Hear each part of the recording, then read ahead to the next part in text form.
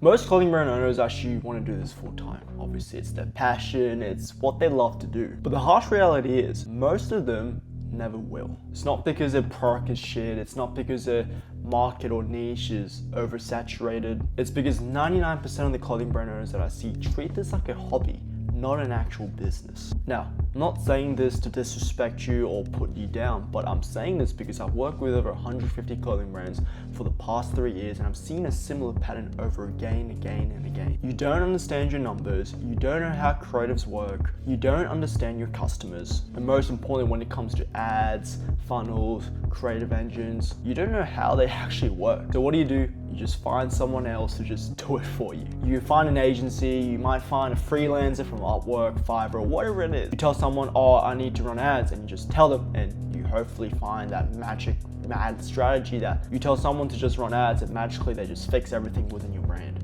And that's sort of what you expect. But that's like sort of putting like a bandage over a wound that actually needs like surgery. Because first of all, even if you hire a marketing agency or someone to run your ads, how do you even know they're doing a good job if yourself as a brand owner don't even know what they're actually even fucking doing? And the simple answer to that is you don't. You're just guessing and you're just hoping that they will come in and generate sales for your brand. You don't know what KPIs to follow. You don't know what metrics actually matter. You don't know what good creatives are, and you don't know what the conversion rate and you don't know what a healthy funnel actually looks like. So you're not scaling, you're just sort of just guessing and freestyling, hoping we get sales. Okay. And when sales don't come, you blame it on maybe the agency, maybe the freelancer, maybe the ads, and some branders think, oh, ads just don't work for my brand. I've tried everything. Ask yourself, what have you actually tried? Because the reality is, everything comes down to you, right? The foundation was never built to be scaled. And if you look at the brands that actually win, especially in 2026, like my clients, you realize we treat this like a fucking business. We treat this like a fucking business, not like a side hobby or side project. We understand our numbers, we understand our KPIs, we understand the content system, acquisition, everything. And that's why we're able to scale, consistently scale every single month, because we know our numbers and we know in terms of the operational side of things and what we're actually doing. So in this video today, something that I've actually never done before is I'm gonna exactly show you what I tell my clients on a one-on-one coaching call. The same advice that helps scale brands from all the way from 0 to 10K a month. And you'll understand we treat this like a fucking business and not a side hobby, because if you keep treating this like a side hobby, this will become a very, very fucking expensive side hobby. So, hope you get some value and let's get straight into it. Let's go through it, bro. Give me a little overview. I mean, first of all, bro, did you have any questions before we sort of start? No specific questions, I'd say. What I found is I think there's only been one person who's actually bought two and then got the other one free. All the other purchases have just been like just bought the singular one. That's fine, bro. That's fine. Yeah, because fine. That's fine with me. Yeah, I'm not complaining. Like with offers, bro, you sort of need to like think of it this way, right? It's like just because we do an offer doesn't mean people are just gonna buy the offer. It's sort of like this, bro. It's like in order for someone to sort of come in, for example, if I'm trying to get someone to come into my house, I'm gonna obviously offer them nice treats and stuff like that, right? But that doesn't mean they're gonna only get the treats from the house, right? It's the same thing. It's like sort of like we're leading them in with an offer, and if they suss through our Instagram and website, it's like a hook basically, right? That's what all offers are. Like if they buy, our AOV goes up. But if they don't, like offers are not just used just for them to be used, you know? But yeah. I found that the video hasn't really performed well, but the static, right now the Royals is on 2.81, which is good. Okay. Okay. Yeah. Okay. So that's cool. The video's on 0.65. I think it really only got its first purchase yesterday, but so I scaled it down by 20%. Awesome. Bro, you're a media buyer, bro. You already know. You don't even have to tell me, bro. You just do it, bro. I fucking love it, bro. Yeah, I love it, bro. But so far so good. I actually can't complain with that 2.81. So I wanted to ask Ashley, should I scale it up now? How much does it spend, bro? Like that ad set? Yeah. Are we running ABO, right? Yeah, ABO. What's the AOV? Okay. So with this, I'd say, what is it, 40? 40? And this is all AUD, right? AUD, yeah. And then how long has this ad been running for? Like how long has it? It's Sunday. So Sunday, Monday, Tuesday, Wednesday. It's been running for 4 days. Yeah. What's the daily spend? Daily spend 15. What's the cost per add to cart on? Cost per add to cart is. Sorry, give me one sec. $4.20. Wow, that's pretty cheap. Yeah, Okay. yeah, I remember you said That's that's a good number. industry is 7 to 10 usually, like around that there. Yeah. What's the spread? So how many like from that ad to how many purchases have we actually got, and how many add to cart, and how many content views? And then checkouts in this shit. Tell me that spread, bro. So purchases, we got 3. What was the other thing you asked for? Add to checkouts carts. was 8. 8, and how many add to carts? Add to carts was 14. Oh wow, okay. Yeah. And then how many content views? Content views 97. I like that spread. So the thing that I like to look for before we scale up is basically making sure that the sales isn't luck, if that makes sense, right? And the easiest way we can tell that is, for example, if you have an ad set where it's just you got 2 sales, but there's only 2 add to carts and 2 checkouts in this shit, that can be deemed as luck because again, we want volume in terms of the add to carts and checkouts in this shit so we can eventually get to those purchases, right? And if I see an ad where the ROAS might be good, but we only have like a couple add to carts and the ratio isn't 1:37, then that's like pretty luck. For you, it's decent. I would, if you can write this down in your Notion as well in our tracker, I would scale this up once you've at least spent $70 on the ad. $70 just because $10 off your actual AOV, and if it maintains, well, what's your target ROAS, brother? What's your break even for these again? 1.3. Yeah, give me one sec because I had to change it because what happened was the courier I used to use, Sendle, shut down. So it's like I have to use Ozpost, and their shipping's obviously more expensive. So I've had to readjust everything. So now it is 1.35 for break even, and target ROAS is 2. That's so solid. That's so solid numbers. I love that numbers. I wanted to ask as well, because when I looked at Brimmer's website, their skull caps and stuff is, I think they have it for like 25 or something like that. What was I gonna ask? Because they're Australian, aren't they? American. Oh, American. Okay, different. Never mind. Why? What was the question? Okay. Oh no, because I was gonna say like how would they be making money if they're selling it for 25, but it's American. Yeah, it's US. So our break-in ROAS for that is 1.7. So which is higher than yours. So technically for scaling, your margins are way fucking better. Yeah. Like 1.35 is like really low, which is like beautiful because we're more than 1 above our break even. Like right now, what that ad says 2.8. We're more than 1 above, which is like crazy. So what I will do, bro, is spend $70 if it is maintaining around. If it's still anywhere above 2.5 ROAS after it's spent the $70, and I would scale it up 20%, bro. Okay. And then same thing with your second ad set if the ROAS drops or it doesn't pick up a sale, because technically that ad set 0.65 we're only like 1 or 2 sales away, so we could just keep on leaving it on. I would do the same thing until it's spent like $70 for both ad sets. Then that's when I would sort of make the changes, if that makes sense. Yeah. Cool. And then at that process right now, as a brand owner, Colin, you should be in the process where you sort of like the ideation process again, just because like we always want to sort of create new ad sets and test new concepts, right, within this offer. So for you, I would sort of that Notion track, I would try and make hypothesis around what type of next craze that you want to make so we can add in. But I wouldn't add it now, but I would start the ideation process now, if that makes sense. Another thing you could do, bro, when you're ideating, bro, is it's like what ad set is working well? Is it that direct offer, right? That direct offer, yeah. What was your hypothesis for that? Like, why do you think it would? For that one, what was my hypothesis? Anyway, it was basically the content views with the flat lays responded way more better compared to the other ad sets in the last one that we had, in the ABO that we had. So I was like, let's do the flat lay and put an offer over it because that was the one that got the most content views. But before, in terms of the next ad, what I might do is copy that the first creative that I ever had that really scaled and see how I can add the offer to that one. Honestly, I don't know. what you could do, bro, because there's two ways you can go about it when you're ideating content from what's already working. Number one is the actual raw creative itself with the flat lay. So adding the same flat lay but repositioning an offer to something else. So for example, right now it's buy two get one free, right?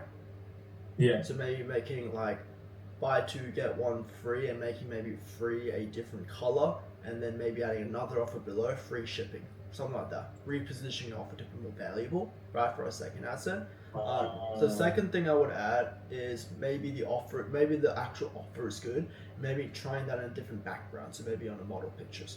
That's the two ways I would branch off of, if that makes sense. Because we're sort of trying to split out and sort of work the variables and why the creative's working. Because at the end of the day, this isn't luck. Like every creative, like it's not luck if you keep on spending consistently and you get a good rise. It's not luck.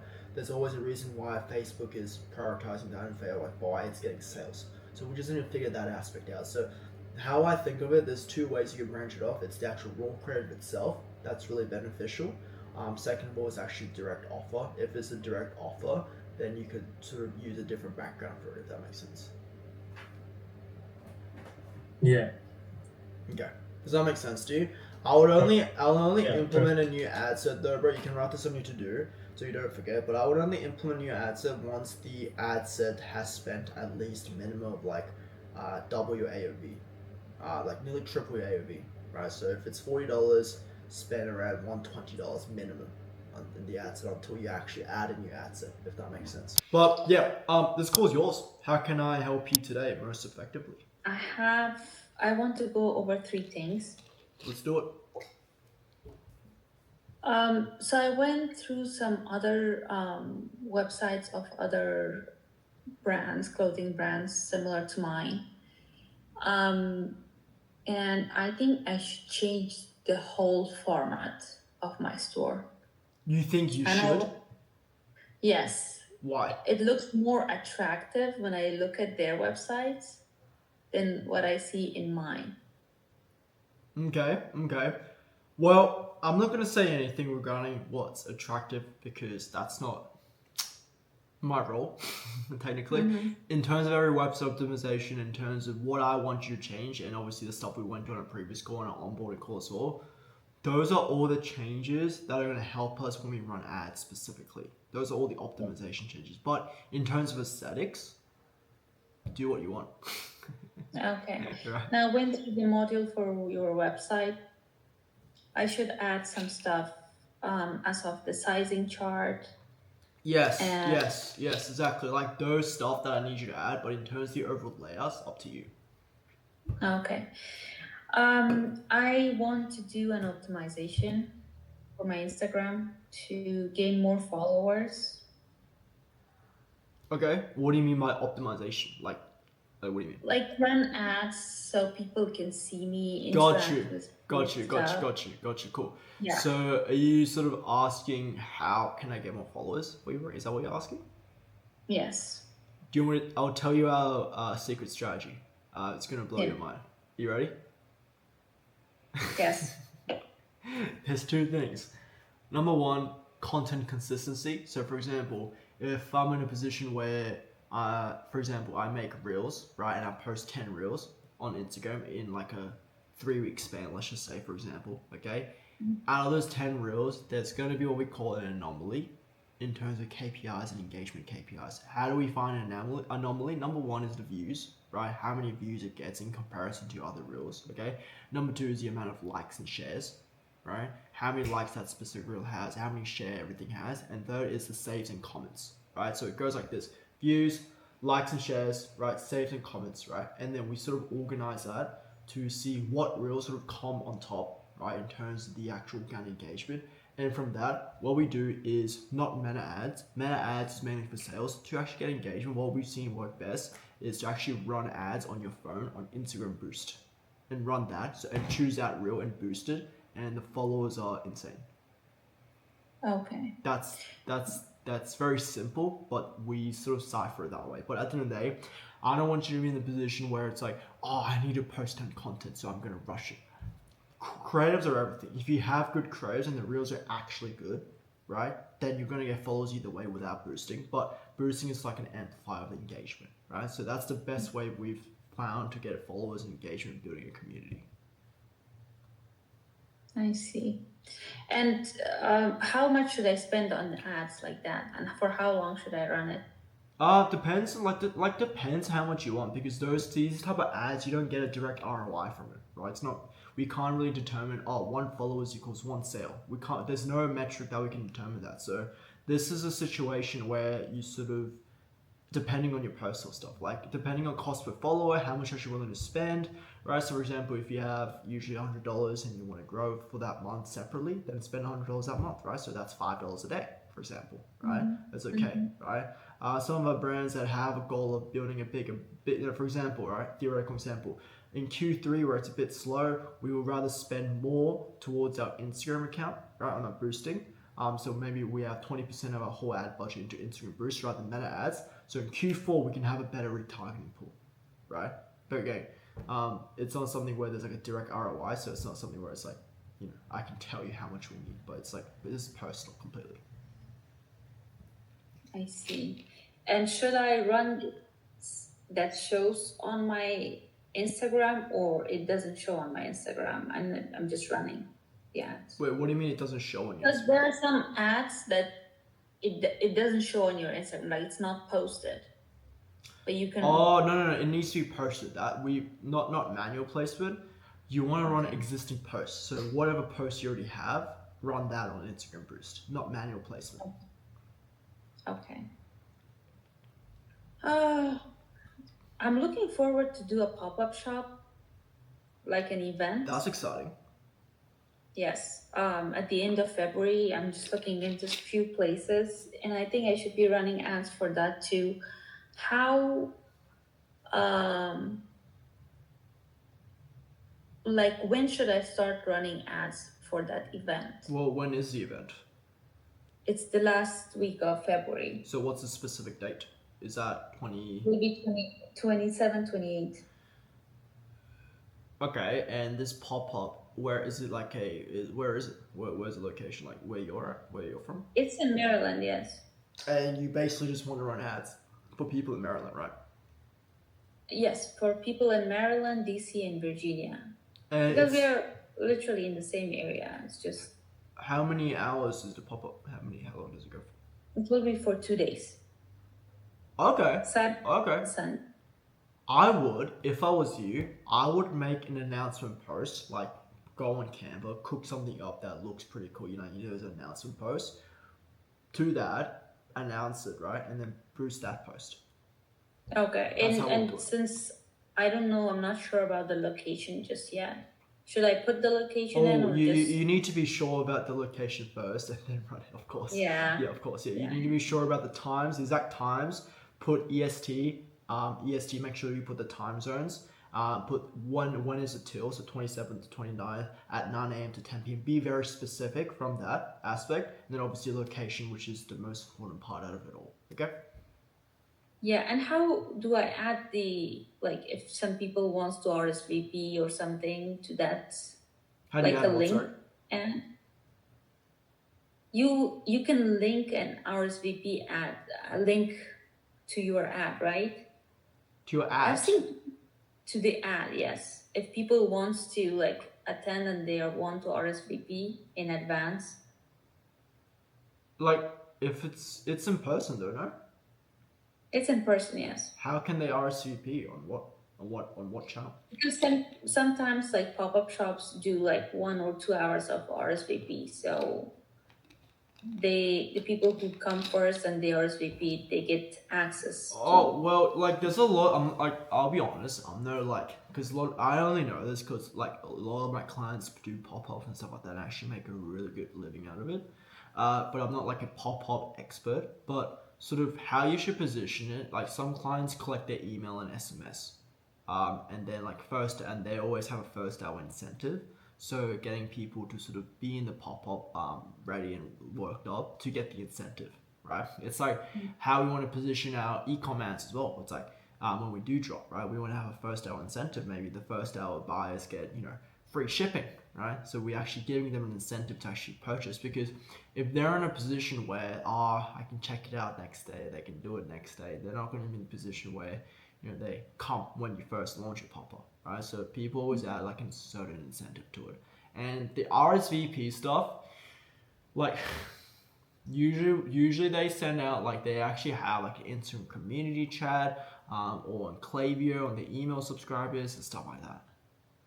Oh, okay. Yeah. And how do I collect emails? Klaviyo. So on a sign up page, or I would do it on a sign up page on your website. Do you know Klaviyo? I do have it on my website. Is it through Klaviyo or? I'll show you. It's true. Allow wants to put you in picture. Allow. Okay. Let me share my screen. What? Okay. Share, decline. If you come here, it's like join our newsletter. Okay, no, that's like an embedded one. We would need a pop-up one, so right, where it pops up as soon as you enter the website, right? And then it has something to do with the pop-up. That's how I position it. That looks like a Shopify one. I have a video, I think I have a video on that on the Klaviyo. So Klaviyo is basically like you're on Shopify, right? Mm-hmm. Klaviyo is basically an app. I'll send you the link to you.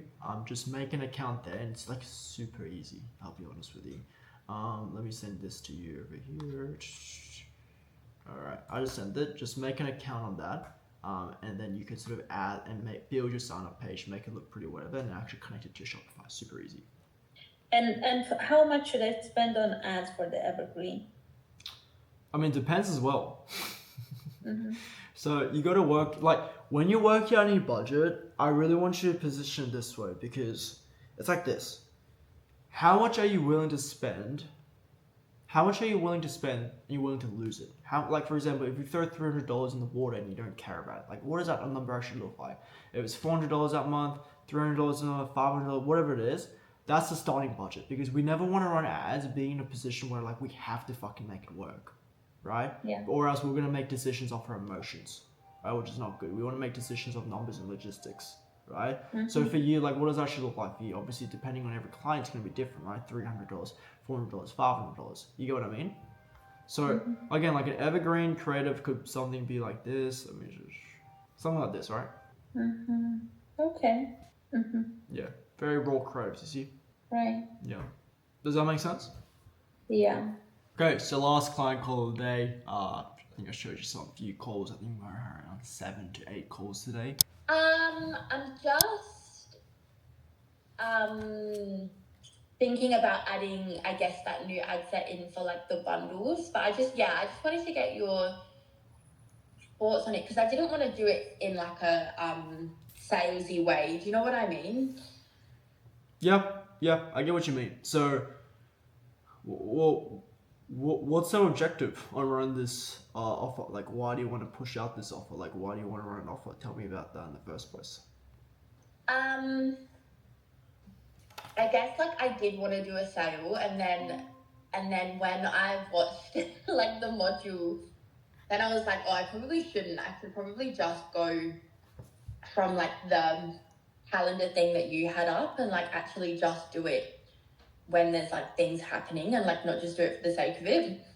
Yeah, it's like yeah, I mean, it's like there's nothing wrong with sales, but we don't want to just position just because it's like we have to do it because we have to sell it. You get what I mean? We always want to position sales as something where we're doing it for them, we're doing it for the customers. We don't need to do it, but we're doing it for you guys, right? Because when it comes to offers, the biggest turn away from clients is that it's always 20% off. It's always 30% off, right? So the best way to do that is obviously you've gone through the offer modules, which is great. Did that sort of make sense in terms of how I position offers in terms of the brand? So obviously there's a certain theme around it. And then usually what we do is, again, offers isn't just percentage off. You know what I mean? There's so many variables to it, you know? Yeah. But yeah, let's like you can run the offer. I'm fine with the bundles just because that's an offset we have like as an evergreen thing, right? We're just finding a Yeah, different it is. angle. We're just finding a different angle that we can sort of use as an ad set. So yeah, you can do that. I'm fine with that. Yeah, cool. Okay, cool. All right, yeah, I'd be happy. I'd be keen to do that because I feel like since I added the bundles on, almost everyone like uses them. That's so Like, good. it's a Your good- AOV is so good, eh? Yeah, like it was a crazy thing. I can't believe I did it like so late, but almost everyone uses them, and it makes the sale like so much bigger. So it'd be cool to run something like that just to have in the evergreen. What is a bundle? What is the actual bundle? Can you give me a little overview? So I guess it's like different for every product, but because I have like so many like accessories and stuff. So yeah, it's like if I was selling a romper, which would be like $60, they could add like boots or like a bow and a blanket, and it would make it like 150. So like, is it just Is just adding accessories? Yeah, but they're all like the same color. You can do this. This is like the ads that you have right now is fine, but like the whole reason we add offers is like in marketing, basically it's simple as we're trying to make things more valuable as it seems, if that makes sense, because we're trying to control the perceived value, and the best way we can control the perceived value is a copy we have in terms of static. So, for example, what's the actual copy inside this code right now? It's bundle and save, right? So, correct? Yes, it is. Yeah. So we can have that because I do like it's pretty simple. There's nothing wrong with it. But what would sound better? Bundle and save, or get a correct me if I'm wrong, but I'm just kind of using the term like a romper, a blanket, XYZ for only $100. What would sound better? Yeah. Right? Probably the second one. Yeah, for sure. Right? Does that make sense? So. Yeah, it does. It's the same offer, but the way we sort of control and the way we sort of perceive it is different. You get what I mean? Yeah. So Yeah. there's nothing wrong with what we have right now, but I would also be in a position where we can think of something like that, right? What would actually trigger something within your customers? Like, what's an actual steal deal that to them, right? Is it blankets? Obviously, you know your ICP more than me. Like, obviously, you are your own ICP. You know, you have children. You get what I mean? So when you shop for your children, right? When you shop for your kids, what do you actually look for, right? Is it the blanket? Is it the what is it, right? Obviously, I don't have children, so I'm not too sure what to look for. You get what I mean? Sure. Yeah. For sure. And even asking if you know other mums as well, right? Being in a position where you can get data and ask them as well in terms of what offer actually sounds like a better deal for them, right? That's what I would do if I was you. Yeah, I will do that. Hey, because I have so many mum friends, maybe I'll just do that. Do like a cheeky little survey or just ask them, you know? Yeah. Yeah, I'll ask, and I'll let you know. Yeah. That's what. Does that make sense though? Yeah, it does. Yeah, I'm keen to do that. Yeah, let's do it. Cool. All right, awesome. Cool. Thank you so much. Anything else, or you're all good? No, I'm actually all good. Hey. Okay. Yeah, Cool. yeah. I feel like sales are like they're slow, but I mean I'm getting at least one a day, so that's all right. Okay. How much are we spending? I think I'm spending about $60 a day. Okay. Cool. So I was actually just having a look because my ROAS is still like okay for like both of them, like not great, but What's our ROAS? so maximum is 2.1 for US and 2.63 for Oz. Okay. Cool. You can add a whole new campaign for the offer if you want. Just make a whole new campaign for it. Okay, sure. Yeah. Okay. Cool. Yeah, Let me know how that I'll do goes. that. Tag me if you publish it, alright? Yeah, no worries. Alright. Thank you. Awesome, of course. See ya. Okay, See ya. Bye. Just off to a call with my client Charlotte. I think it's like another valuable thing you guys should take away from this is the perceived value and how you position things inside your brand, right? For example, a hoodie, a hoodie 1 and hoodie 2, two brands, let's just say two different brands sell the same hoodie. One way it can position your hoodie to be $20, and another way you can position your hoodie to be $200 without changing the actual products. And that's the whole thing with marketing, with offers, the creatives, the copy, everything in terms of that. You want to position your product as the price it is, because in the customer's point of view, when they buy something, you basically want them to still position themselves as like, wow, this is a fucking steal, right? Again, positioning. If there's one thing you should take away from this call is controlling the perceived value of your individual products. Another day, another client call, and we do a lot of client calls, one-on-one stuff, because especially for the brand owners that are doing under 10K, because that is a time where you need the most one-on-one stuff, because that's when you don't have the right foundation, that's when you don't have the right clarity of the systems within the brand. And I believe that's actually the most important part, because quite frankly, the deliverables that's actually necessary to scale a brand from 0 to 10 is really different towards a 50 to 100K a month, because the deliverables are actually you, right? You as a brand owner need to understand the basics of the marketing, the brand, how to build an actual brand, right? Whereas the 50K to 100K a month, those are mainly just systems, refining data, funnels, and all those type of stuff, right? So the deliverables are different. That's why, we sort of decide to split the fulfillment into sort of two different structures, if that makes sense. So yeah, about to open another client call, about run you through sort of what we talk about. Again, this will be super valuable for you guys specifically, just because, again, you understand we treat this like a business, right? We don't talk about, there's a lot of stuff that we actually talk about that's required system. Some stuff that you've probably never even done for the brand itself, okay? If you book through the one-on-one Cal, which I always recommend you do, it should you should get it automatically. So yeah, book through the. Oh, you might have typed your email wrong. I think I saw. Yeah, you didn't put .com, you put .om, and you missed the C. I remember last time. Yeah. So make sure you put the email. But awesome. I know I sent you over that Loom. That's sort of the whole point of our call today, right? To sort of go over that. Did you have any questions with that, or I'll sort of let you take it from here? Yeah, sure. Anything? Yeah, that's why we do SLA, right? Stealing like an artist, and what that incorporates is not stealing just because we're in the same niche and you see Gymshark. That doesn't mean we just copy it exactly, right? We steal like an artist. Like for example, I'm pretty sure in that Loom I sent you, there was like these point of view videos, right? You could have easily switched that up, right? And added to your niche and your incorporation with, the everyday lifestyle wear of the activewear. Easily. That would have been a really good, Why are we trying to find this type of model though? That's Gymshark. No, I wouldn't say that's the reason. I wouldn't say that's the reason they're going viral. That's just one part of it. The main reason is I don't think so. I don't think we should blame it on the models. The models are within ICP, and what that means is they're trying to build a community of gym people that go to the gym and it's like their life, right? So that's the main message that they're trying to push throughout the community. That for us though, it doesn't mean we need like these type of people. All I'm trying to say is like the only reason that Gymshark's gone viral is not because of like the people they use, quite frankly. Especially back in the day. Yeah, I'm wearing Aloe right now. It's pretty comfortable. yeah. Aloe is very nice. It's I don't have Gymshark. Oh, I know this brand. Why are we so?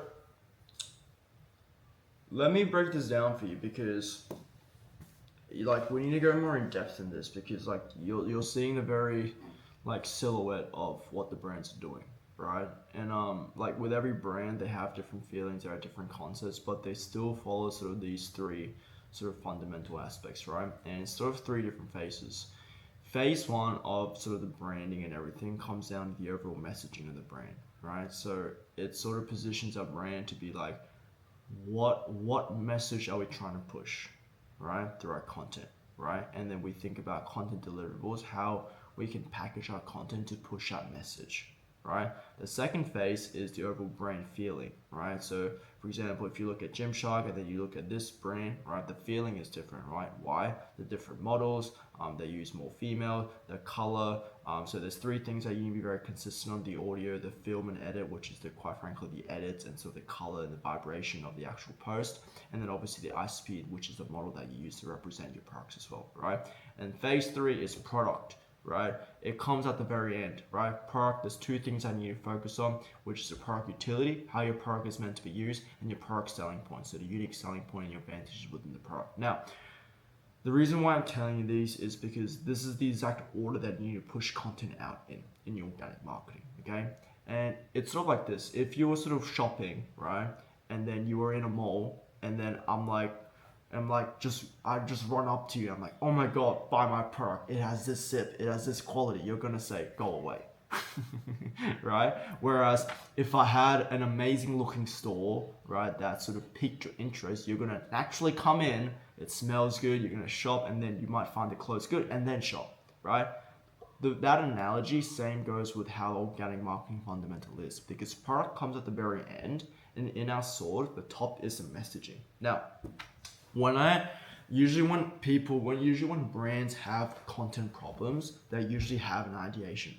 So we're not trying to compete with it. That's not the mindset I want you to have. We're not trying to compete with it. All right, we're not. We're trying to be in our own lane, and this is the main thing when it comes to messaging, right? Because if we just go for aesthetics and we just try to copy this brand's aesthetic, then we are competing with it, right? But if we create our own messaging, right, you're gonna find people that relate to your messaging, and that's how we're gonna create our own community. I don't want you to be in the mindset of competing with these people, because quite frankly, and I'll be honest, we can't, right? There's so much of a big, like if I was to start think about it, right? If I was to start a gym brand, why would anybody buy from my gym brand and not Nike or Gymshark or all these people, right? We have to make them a reason, right? And the best reason and the best way to make people actually buy from us, or actually, bring into our messaging, is relatableness, right? People need to feel related to our brand messaging and what we actually provide value to. What the messaging? Well, the messaging so far I'm trying to portray is activewear is not just it's functional, right? So you can use it for gym, for tennis, because I'm using all these materials. They're and fit that basically it is functional, but also it's fashionable, and it can also translate and you can use those out at the gym. We're selling the product right now, right? Which, quite frankly, if we tell that to someone, no one's going to care just yet. Why do you want to push that message? Why I want to push the message? Yeah, why are you making activewear that can be worn through tennis or wherever you go? Why? What's the why to this? Well, first, before activewear was very boring. You can wear it, it's just okay. It's not also inspirational. I think when it's more pretty, you feel better in it. But also, if you're a busy person and you don't have time to want to go summer places after that, but you don't want time to change or something, you can maybe go with activewear somewhere and then go to run errands, whatever, and then go to gym or whatever. What makes a product? This is an interesting one. What makes your product boring? What makes you why do you think other product wear is boring? No, there is cute brands right now, but before they were recently they started making activewear more fashionable. Before it was boring. I mean, it was more about just specifically for gym. Okay. And basically, you believe that your product should be in the position where, activewear should be worn outside the gym as well, basically, right? Is that sort of the message you're trying to push, if I'm understanding it correctly? That I was trying, yeah.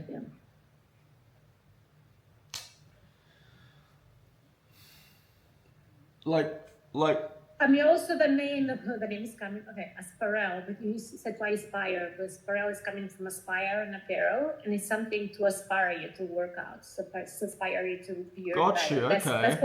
That was my Okay. main idea of starting. Because that's a good one, right? Aspire you to work out clothes. Okay. Because here's the thing, it's if I look at your product, if I look at Bow and T, could a girl not wear this product and just work, do the same functionality as yours? Theirs? You think? Are you asking about theirs or mine? For example, right? It's I think the messaging of aspire, so being in a position where you wear your product to aspire to work out, I think is a better angle. Just because, right? So you're basically talking about, because those are two different things, right? Aspire and what you have as daily active wear. Like when you say aspire, I'm thinking of people who don't really work out, right? Who you with your product, you want them to aspire to have an active lifestyle. Is that it? Those are two different angles, right? Like even for Aspire, I can create so many types of, I already have so many different types of content ideation that can push out the messaging, right? Number one is maybe having like a sort of like an interview format of, you know, what inspired you to be more active, you know, finding, you know, your friends or family or whatever it is, right? Sharing different people's perspective, right? Because again, sharing different people's perspective is the easiest way to be in a position where other people can relate to that story as well and join in, all right?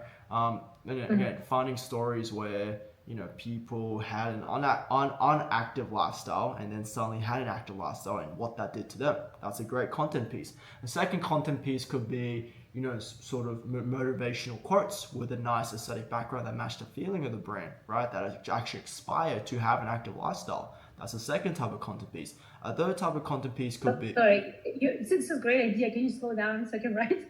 Yeah, this calls as a recorder as well. Yeah. It'll jot you down notes as well. Yeah, okay, it'll be okay. sent. So it'll be giving you notes as well. That's why, yeah. But yeah, like that's my thinking, right? And I wouldn't be able to be in a position where I could think these type of content if I don't know what your actual brand, like we can't just sell activewear just because we have activewear. You get what I mean? You know, there needs to be a reason of why we do it, right? And I think Aspire is a good one because I know a lot of friends.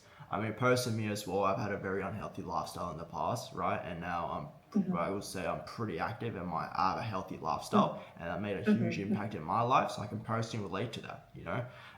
Again, relatability, right? If I find your brand and I see that story from other people, I would probably like it, right? Because it relates to me, right? And that's sort of the messaging that we want to push through our content. So thinking about different ways of, okay, how can we package this into different content pieces, right? With that messaging. If I want to inspire people to work out, okay, I don't want you to think about the product. I don't want you to even think about the brand. Put that aside because that comes later. We're trying to sell them through our messaging first, and then through our feeling, and then through the product.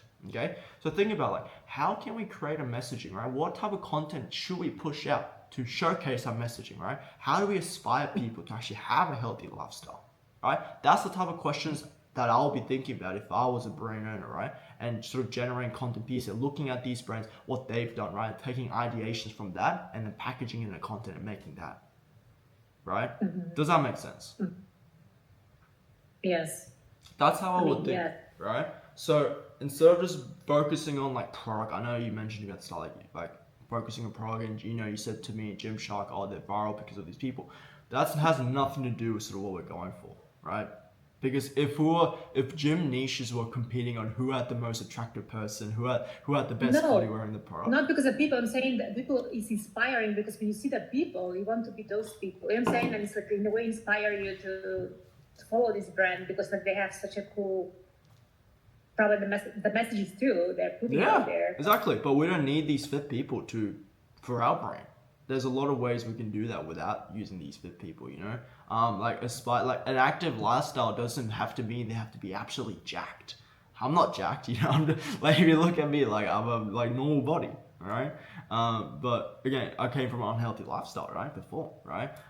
Again, that could mean a lot of different things because active lifestyle doesn't quite frankly mean gym, right? That could mean a sport, right? If someone went through an injury, right? And then they quit sport and they aspire to be better at the sport, that's a thing that you can, you know, relate to, right? Sports, anything active, right? Yeah, it doesn't even have to be like sports or gym.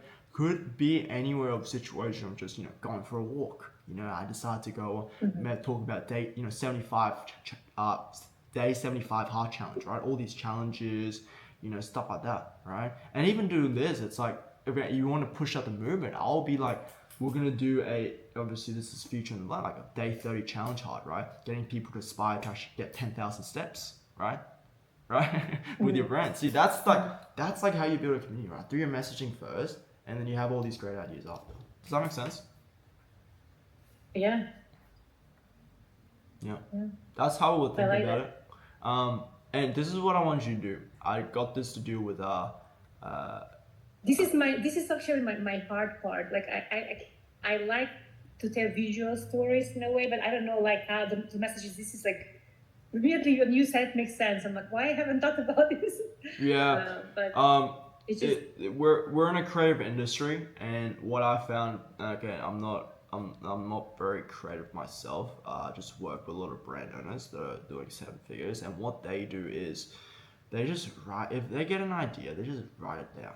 Right? They have like a bunch of ideas. So this is what I want you to do, because we're not going to be like, oh, the content we have, we're going to execute. That's not what we're going to do. What we're going to do for you is just think about like 50 to 100 different types of contents you can sort of make yourself, right? That can present yourself as messaging. After that, we will go through your competitors and see how they packaged it and what we're going to SLA, still like an artist, right? We're not stealing directly on how they've sort of made the reel, but we're still in the audio, still in the hook, still in the vibe, and see how they presented themselves, see how they package themselves, and then after that, we can sort of implement and make our own content. That's how it goes. so that is you thinking just to write ideas, right? Write ideas. Think about how can I, through my content, push out my messaging. That's it. Right? Okay, but I just want to make sure that is the message you want to push, because this is your brand, right? So Yeah. If you want to, want people I to, agree with you, because this can make me a little bit different. Otherwise, it's just like putting stuff out there. Exactly. This is how we differentiate ourselves. We're not competing with them. We're competing on ourselves, right? And that's the only way. Because to win. I don't think my social media is bad visually. It's more about the messaging, basically. And I said this to you like very start when I first onboarded you. Like the quality of your creators are pretty good. But at the end of the day, we're not competing on quality, right? We're competing on branding, right? Yeah. I think this will be a game changer in terms of actually building a community that you want, right? Through organic. Again, that's gonna come so smooth. Like I've seen so many brands, even like just come and go, because quite frankly, they're just selling clothes, right? If they're selling trending clothes and that dies off, then their brand dies off. You get what I mean, right? Yeah. And people get this wrong, like no one, Actually, a long time ago, I was thinking once it was more for. I don't know if it was before Women's Day, or maybe I could do something like you said, like an interview something, and successful women in maybe in a gym or something, like to talk to them, kind of similar idea, and then I forgot about. Why haven't you? That's a great content piece, right? I don't know why, because it takes a lot of time to find people. I don't know. I was thinking that, but I don't know why I didn't do it. I didn't do it because I was working that time too. Sometimes it's hard when you work, but I think because we're working with you, this is gonna make me more accountable. I'd say like we're talking about this, now I'm gonna work on this. You need to. This is for your brand, not me, right? So. No, I know, but I'm saying when you have like. We're gonna hop on a call next Wednesday, or sorry, Tuesday or Wednesday, whatever it is. The foundation is there, but you sort of need that more one-on-one with me in terms of actually the implementation as well. Like you guys have such a solid brand. I feel like you like these numbers, especially like I think it could be like 10 times better if we sort of make the right decisions day-to-day basis, if that makes sense, you know. And yeah, that's how I see it. Okay. So that happened the second month, and then I relaunched our bestseller, The Ties, and they are doing very well because I add the bundle. How do you say that, Natasha? Bundle, right? Yeah, bundle system. Yeah. And it's doing better because people is like, the ticket average is like 120, and after this was just like 60. So it's doing better, but I don't know, in this time, what should I do? Like maybe doing other creatives or like raise the budget, or I don't know. I will need to see your ad account for me to sort of answer your question on that. Okay. If you can share it. Okay, my ad account, I have this here. Here. You guys can see it? Yeah. So, yes.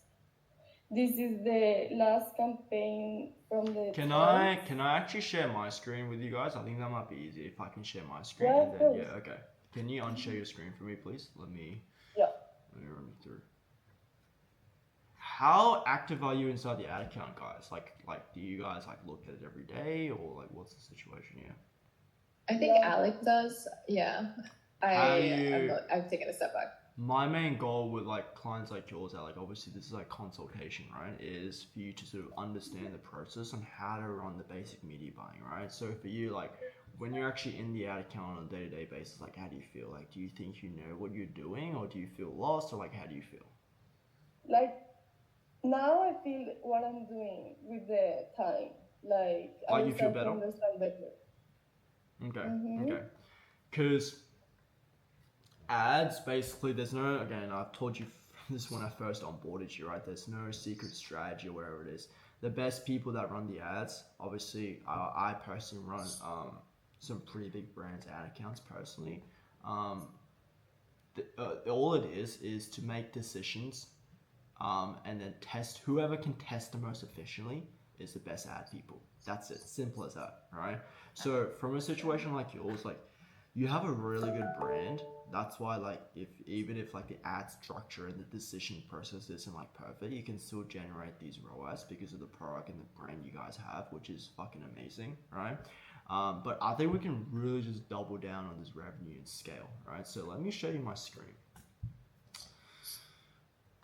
So like one of Alex's questions was like, I guess with the Colombian stuff was like, is it a good time to start running ads in Colombia, given like maybe if that would take away from like our US budget, or like would it be best to add like have a separate Colombia budget? Like you guys got a 15 ROAS. Like come on, that's absolutely fucking incredible. Like if if I was sort of doing it right, I would have yammed the budget in Colombia. Right? Okay, yeah. That's like gold mine, right? Like, okay, let me show you my screen. Oh, okay. And I think Alec also, like some of our original ads that like when we first set everything up, she stopped running them and like switched them for other ads. Is that like okay? Like no, that's how not okay. Just because like when we play around with the ad level, I'll be very transparent. When we play around the ad level, it's like this. It's like once you make a change in Facebook's mind, it thinks it's done something wrong. So it's gonna redirect your customers to somewhere else, to the audience somewhere else, and retarget something else, even though it might be working. So if it's working and we're hitting break even, we're above target ROAS, then we're in a situation where that's good. Like don't touch it, right? Don't touch it, right? So if I go here, okay. Restock now, and just to confirm, guys, is this product like? Do we have stock in these products? Or Yeah. This is the new.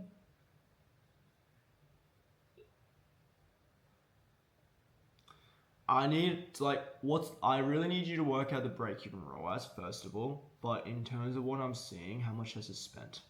This has spent $217. Yeah. I'm not gonna lie to you. I need to work out your break even for me to help you. Just because like 3.19, if it's a break even of 2.5, then I wouldn't scale it up. But however, if a break even is 1.4, then I would scale it up because it's more than double, right? But in terms of everything, like I think it's going so solid, right? It's just like some like these, I would have left that running. Wow. Okay. Very solid. Like The Colombian company, what was your revenue last month, Alec? the last month, What was your gross revenue? in ads was like 1,200. And is that your highest gross revenue month, or what was the highest gross revenue month for the company so far in ecom? Yeah, like last month. ¿Cuánto? Okay, last month we Lo spent. máximo through the website. Like last month, it was the highest, because it ¿Cuánto was fue? like 1,200. Okay, yeah. So 1,200 was the most. Okay. Something like that. See. Because I And feel so like the website or solo through app? I can train like with you. You're in an important stage where like I feel like, because obviously I've seen like a lot of brand ad account, you're in a position where you can scale to the 10K a month if you play this ad stuff right, and obviously if you have enough stock, right? So it's like two ways for you, especially because you're in a unique situation where like there's a solid foundation with an ad account this early on, right? Number one is like how do you like, and the reason why I'm asking is because if you're running the ads yourself, so you need to be in the position where you make every decision, right? So like when you're making these decisions, like are you sort of confident in terms of what you're actually doing, or are you still sort of guessing, stuff like that? How do you feel, Alec? Both. Both? Okay. Because we can't scale a brand at 10K a month on ads if we're sort of guessing. Every decision that we make needs to run. So there's other two things that we need to do. Number one, Alec, is I need to hop on calls with me so I can train you, so you know what to do, so you have an understanding. Number two, you probably realize this as well. We have a sort of, I have a team as well that do run people's ads, and it's still directly with me. It's like a done for you management, right? We don't really do this for small brands like yours just yet. We do it for brands who are doing above $25,000 a month, and we manage their ads completely done for them, right? So me and my media buyer Julie, right, runs everything for you guys specifically. I'll be honest with you. I know the highest gross rev is 1.2. But it's either two things I want you to dial. Number one is either you being in a position where, because all my clients in here know what to do with ads, so I trust it. It's a consulting. If you feel stuck, it's either you wanting to hop on a call with me specifically every 3-4 days, so we can train you up so you have the best understanding. Or number two is actually talk about the done for you management, because I think you're in a position where if we play this aspect right, we can scale to that 10-15K a month with the current sort of process we have, right? And that's sort of my honest point of view. Obviously, been working with you for 4 months, right? 4 months. That's just sort of how I see it. So there's two options from there. But either way, I need you to sort of be hopping on more calls with me, if that makes sense.